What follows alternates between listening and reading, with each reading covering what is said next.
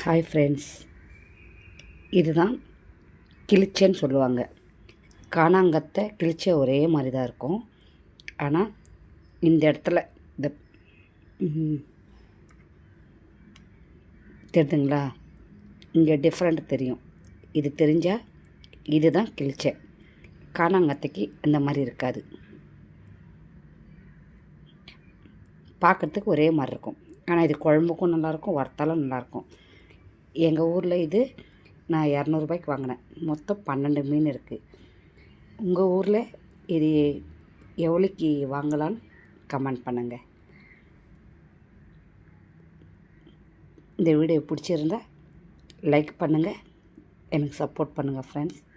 Thank you so much. இப்போ நான் இந்த மீன் க்ளீன் பண்ணுற வேலை இருக்குது. பண்ணிவிட்டு குழம்பு வச்சு காட்டுறேன். Thank you friends. Thank you so much.